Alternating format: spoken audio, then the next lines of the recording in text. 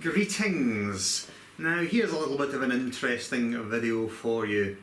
I'm going to do a series on creative improvisation with a focus on trying to escape your limitations and your habitual tendencies.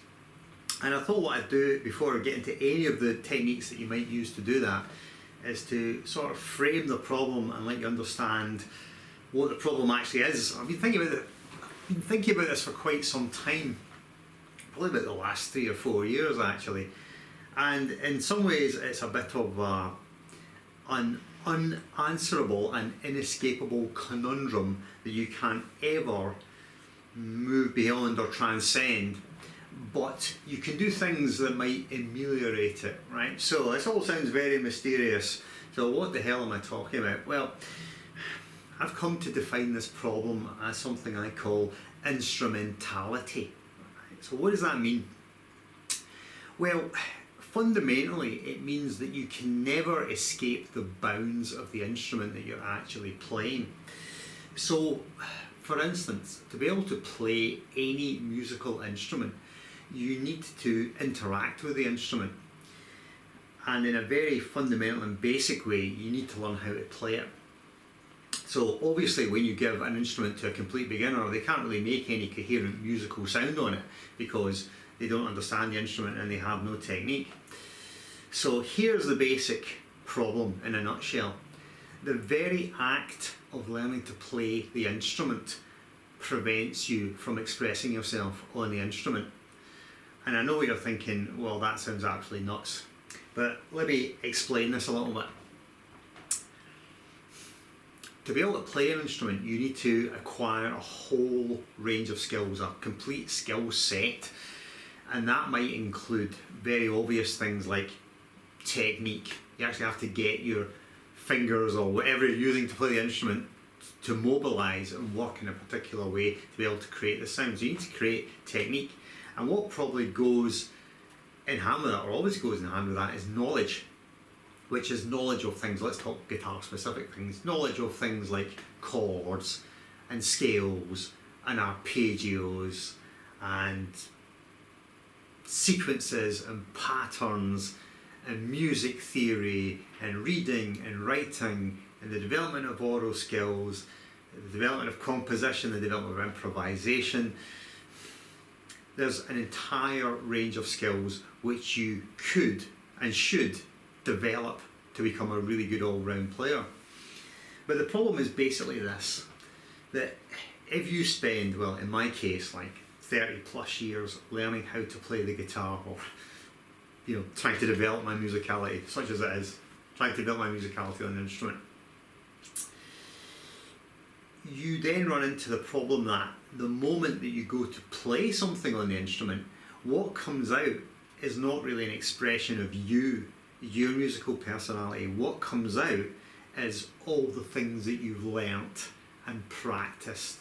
So just as a very obvious example, let's say you sit down to have a jam with someone, or you stick on a backing track to jam with something, or you jam with a bunch of guys in a band, right? And you're in an improvisation type situation.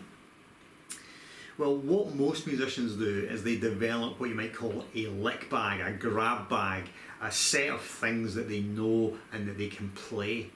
And when they go to play, what comes out is that. So let's say they've got a bunch of licks. So what comes out is the licks, the sequences, the patterns, the pre-learned and pre-programmed stuff. Right? The problem with that is that is in no sense you. It's not an expression of your musical personality, it's just things that you've absorbed and learned. And some players are very much like this, that really they have a range of licks, stuff that they play, and whenever they do play, that's what comes out, and it's very hard to discern if there's actually something authentically them in there. There are some improvisers where you definitely get the sense that, not that I'm going to say that's not the case, because I don't think it's possible to transcend the problem completely, but you get the sense there's more of a pure idea in there, that they actually are pursuing something. So another analogy that you might like to think about to discern this is that if you have like a grab bag of licks, say a lick bag, It's almost just like you're reading off the page, you know, you're reciting a text. I'm going to play lick 1, lick 2, lick 3, lick 4. And I'm not actually saying this is necessarily a bad thing, because from a listener's point of view, when they hear you playing these ideas and they all sound good and you sound musical and all that. Right? I'm not saying that that can't produce a good musical result, but what I'm saying is that it's not you. And so the opposite analogy might be something like someone pulling on a thread on a garment and it starts to unravel. Now, they don't exactly know in what way the thread is going to pull, what bit of the garment is going to come out next. They just keep pulling on it and see what's happening. And so, if you like, in a way, rather than them being the author of the process, they're actually merely observing the process. And if you can get into the mind frame where you are becoming or have become an observer of your improvisation process, rather than trying to direct the process consciously, what might start to come out is something that might really surprise you, because then in those moments you will start to play things which are more authentically you and not the pre-programmed, pre-learned stuff. One of the ways around this might be to do this experiment. Get an extremely long backing track, like half an hour, and just sit and play. And what you'll probably find is in the first 5 or 10 minutes, you'll play your regular stuff. You'll play all your stuff, all your licks, all your patterns, all your sequences, all your pre-learned ideas. But sooner or later, you're going to come to the end of those. And at that point, you have a choice as to whether to continue just to repeating those ideas that you've already played, or are you then forced into a space where you think, I've played all those ideas, I can't play this, I'm going to start playing something else. And I've noticed that when I do this, if I'm put into that situation, if I improvise for long enough, what will start to happen is I will start to, number one, play a lot less in terms of the notes I'm playing, and I'll start to really pay attention to the things I'm playing, and I will try to perceive in advance how I would like the thing to develop, or I hear a direction of travel which is not necessarily consciously directed, and at its best moments the improvisation isn't consciously directed at all. So that is an outline of the problem. Instrumentality. You're stuck with the instrument that you're playing, and the very act of learning to play it means that you can't be truly free or creative ever. So what should we do? Should we just merely give up trying to improvise and just play a bunch of licks? Well, no.